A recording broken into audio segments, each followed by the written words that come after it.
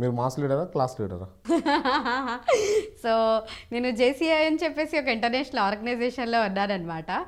Then you can see me, నేను చాలా చోట బ్లేజర్స్తోనే నా ఫేస్బుక్లో అన్నీ చూస్తుంటారు. అక్కడ మాత్రం చాలా క్లాస్గా ఉంటాను. ఇప్పుడు క్లాస్గానే ఉన్నాను. బయట ఎవడైనా సో ఇట్ డిపెండ్స్ ఆన్ నా ముందు ఉన్నోడి మీద. వాడు ఇగో చూపించి కొంచెం ఓవర్ యాక్షన్ చేస్తే ఏంట్రా చెప్పు అంటాను, మేడం అంటే చెప్పండి అంటాను. అది హిందూ మతం పట్ల మీ అభిప్రాయం? మంచిది. నేను చెప్తున్నాను కదా, ఐ రెస్పెక్ట్ ఎ లాట్. నేను తిరుమలకు కూడా వెళ్ళున్నాను. పోయిరా? అలో చేసిరా మిమ్మల్ని? ఎందుకు ఎలా చేయరు? నేను అడుగుతాను, తెలియదు నాకు. అలో చేశారు నన్ను 2-3 టైమ్స్ వెళ్ళాను. బుర్కాలో వెళ్ళిరా? ఇట్లా నార్మల్ వెళ్ళిరా? నార్మల్ చుడీదార్ మీద. నా ఫ్రెండ్స్తో నేను నడుచుకుంటూ కొండ కూడా ఎక్కున్నాను. కొండ కూడా మొక్కిరా దేవుడికి? అక్కడ మొక్కడం లేదు. మొక్కడం లేదు. నేను దర్గాల్లోనే మొక్కను. నేను దర్గాల్లో కూడా లేదు. మాకు దర్గాల్లో మొక్కాలని కూడా లేదు. ఓకే. మీరు ఆవు మాంసం తింటారా? గోమాంసం అంటే చిన్నప్పుడు నాన్నగారు తెచ్చేవాళ్ళు. ఇప్పుడు లేదు. అంటే మానేశాను అని నేనేం చెప్పను. అప్పుడు చిన్నప్పుడు నాన్నగారు చెప్పారు, అది తినడం వల్ల టంగ్ లావుగా అయిపోద్ది, చదువు సరిగ్గా రాదు, మందబుద్ధి అయిపోద్ది అని చెప్పేసి. సో టచ్ చేయలే ఇంకా నేను, అంతే. కానీ ఫారిన్ కంట్రీస్లో తింటే బాగా యాక్టివ్ అవుతారు, బాగుంటారు అని చెప్పేసి అన్నారు కదా కొంతమంది. మా నాన్నగారు తీసుకొచ్చారు, తిన్నాను. ఇప్పుడు తీసుకురావట్లేదు, తినట్లేదు అని. ఇప్పుడు నిజంగా తినట్లేదా? తెచ్చినా కూడా తినట్లేదు, తీసుకురావట్లేదు. నాన్నగారు అప్పుడే మేము స్కూల్లో ఉన్నప్పుడే మానేశారనమాట. నాన్నగారికి అనిపించింది వద్దు అని తీసుకురావట్లేదు, అంతే. సరే, తినేటోళ్ళు తింటున్నారు కొంతమంది ముస్లిమ్స్. దాన్ని పవిత్రంగా, ఆ ఆవును పవిత్రంగా ఒక దేవతలాగా కొలుచుకుంటారు హిందూ మతస్థులు. ఎవరు? హిందూ మతస్థులు. ఎవరు? హిందూ మతస్థులు. Okay okay.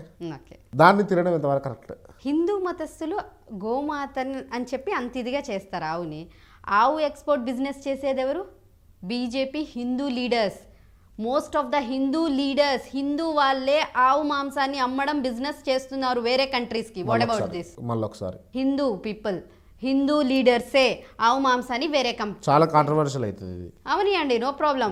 I have proof. మీరు గూగుల్ ఓపెన్ చేయండి, ప్రూఫ్స్తో సహా ఉన్నాయి అన్ని. సో నో ప్రాబ్లం నాకు. ఎందుకు ఇంత డేర్గా మాట్లాడుతున్నారు మీరు? నిజాలు డేర్గా మాట్లాడకపోతే ఇప్పుడు అబద్ధం అయితే చెవులు కొరుక్కుని, రూమర్స్ అయితే ఇలా మాట్లాడుకోవాలి. నిజాలు ఇప్పుడు మీరు పిలిచింది ఇంటర్వ్యూ, ఫ్యాక్ట్స్ మాట్లాడుకోవడానికి. అప్పుడు మనం ఫ్యాక్ట్సే మాట్లాడుకోవాలి కదా. లేదు పొలిటీషియన్స్ లాగా పైకి మేకప్గా మీరు ఇచ్చిన క్వశ్చన్స్ నేను ప్రిపేర్ అయ్యి, లేకపోతే నేను ఇచ్చిన క్వశ్చన్ పేపర్ మీరు ప్రిపేర్ అయ్యి మాట్లాడుకుందామా? అట్లేముండే నా ఇంటర్వ్యూలో, అట్లేముండే. నేను అలా ఉండను. నేను అసలు క్వశ్చన్స్ అడగను. డైరెక్ట్ మీ వచ్చి ఇందాక నుంచి నేను వెయిట్ చేస్తున్నా, హాఫ్ అన్ అవర్ నుంచి. నేను ఏమన్నా అడిగానా ఏం అడగబోతున్నారు క్వశ్చన్ అని? ఎందుకంటే అదొక ప్రిపేర్ మేకప్ వేసినట్టు అయిపోతుంది. ఓపెన్గా అయితే ఇలా చెప్పేస్తాం డైరెక్ట్గా ఏదైనా. ఒకవేళ మీరు అడిగినా కూడా నేను చెప్పకపోతుంటే నేను ఇంటర్వ్యూలో అడుగుతానంటుండే. ఓకే. ఫైనల్గా మీ ఏమైంది? ఫైనల్ ఏమంటూ ఏం లేదండి. నా జీవితం సేవలో సాగిపోవడం, అంతే. ఎన్ని రోజుల దాకా? బతుకున్నంత కాలం.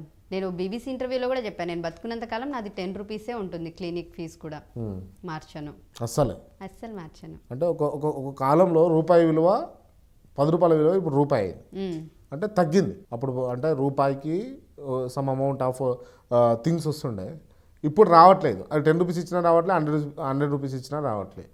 మరి అప్పుడు పరిస్థితి ఏంది? ఇంకా ఇప్పుడు నేను 1 రూపీ చూసాను చిన్నప్పుడు, ఇప్పుడు 1 రూపీ చూస్తున్నా. ఇప్పుడు మనం 10 రూపీస్ చూస్తున్నాం. ఒక 20 సంవత్సరాల తర్వాత దాని రేంజ్ 1 రూపీకి పడిపోతుంది. ఆ 1 రూపీ డబ్బాలో వేసి వెళ్తాడు. నాకు ఆ 10 రూపీస్ వల్ల డిఫరెన్స్ ఏమీ లేదు కదండి. నేను జనాలకి జస్ట్ అక్కడ పెట్టాను, ఎందుకంటే ఫ్రీగా వచ్చి వెళ్తున్నాము అనే దానికన్నా 10 రూపాయలు ఇస్తున్నాము అని ఒక వాళ్ళకి ఇచ్చిన సాటిస్ఫాక్షన్, నాకు తీసుకున్న సాటిస్ఫాక్షన్. ఫ్రీ అన్నట్టు కాదు. జస్ట్ ఒక రోజుకు మీకు ఆ డబ్బాలో ఎన్ని డబ్బులు పడతాయి? నేను ఓపెన్ చెయ్యము. ఎప్పుడో వీక్కో 10 డేస్కో ఓపెన్. సరే, వీక్ ఎన్ని డబ్బులు పడతాయి? 2 రూపీస్ చిల్లర్ కాయిన్స్ దొరుకుతాయి, చినిపోయిన 10 రూపాయల నోట్లు దొరుకుతాయి. ఎప్పుడు 6 నెలలకు ఒకసారి 100 రూపాయల నోటు దొరికింది. ఇది మాకు జరిగేవి. టోటల్గా ఎన్ని పడతాయి అంటారు? ఎంత అమౌంట్?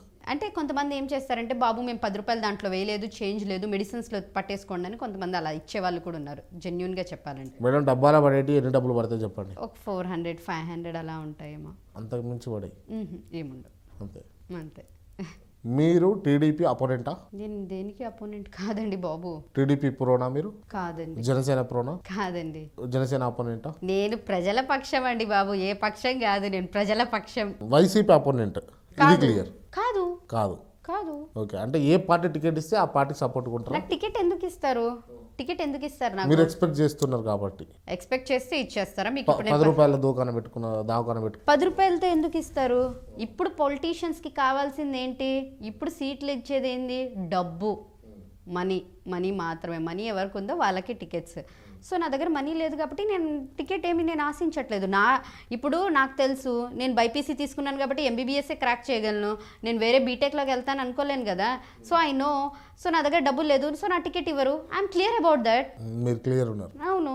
అంటే ఇప్పుడు టీడీపీకి మీరు కొంచెం జోలపాడే వ్యవహారం అయితే చేసిరు కదా, కానీ టీడీపీ తీరా చూస్తే మీరు అంటే పోస్ట్ పెట్టుకున్నారు కదా, మైనార్టీలకు ఒకటే స్థానం కల్పించారు ప్రకటించిన 90 పైచిలకు స్థానాలలో కూడా అని చెప్పేసి, దీనిపైన మీ అభిప్రాయం ఏంది? అఫ్ కోర్స్ ఇట్స్ హర్టింగ్ అండి.